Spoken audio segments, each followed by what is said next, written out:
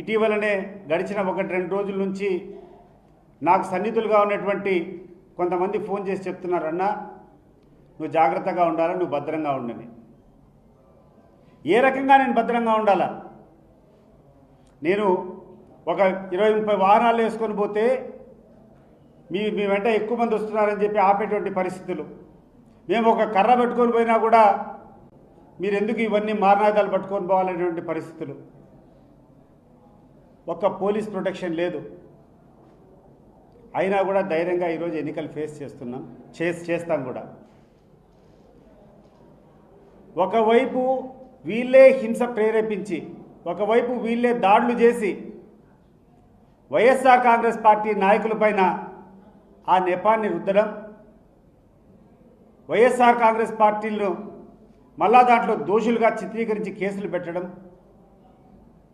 నిన్న అర్ధరాత్రి కూర్చొని నల్లపరెడ్డిపల్లికి సంబంధించినటువంటి మా నాయకులను ఒక 17 మందిని తీసుకొని వచ్చినారు.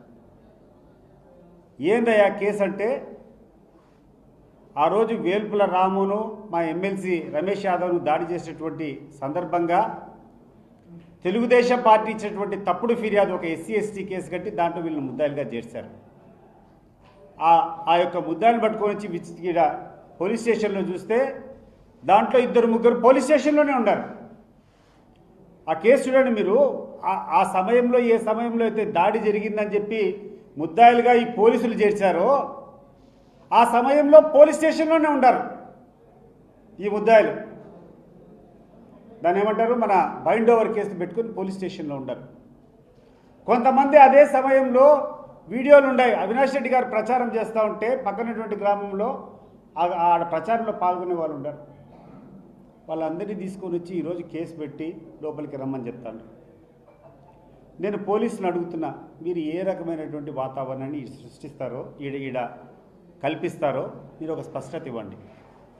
మీకు అవసరం అనుకుంటే ఒక లిస్ట్ ఇవ్వండి, పలానోళ్ళు మాకు కావాలా, లేకుంటే బైండ్ ఓవర్ చేయాలా, లేకుంటే అంటే పలానోళ్ళ మీద కేసు ఉంటే వీళ్ళని అలో చేయమని చెప్పండి, మేమే పంపిస్తాం వాళ్ళ దగ్గరికి.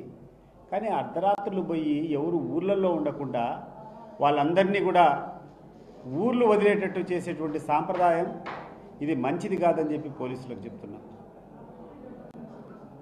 ఎన్ని దౌర్జన్యకరమైనటువంటి పరిస్థితులున్నా, ఎన్ని ఇబ్బందికరమైన పరిస్థితులున్నా, బహుశా తెలుగుదేశం పార్టీ నాయకులు అనుకుంటున్నారేమో మేము ఈ అరాచకాలు భరించలేక ఈ ఎలక్షన్ వదిలిపెట్టేస్తాము, ఈ ఎలక్షన్ ఏదో మేము వదిలిపెడతామని చెప్పి అనుకుంటారనుకో. వదిలిపెట్టే సమస్య లేదు. ఆఖరికి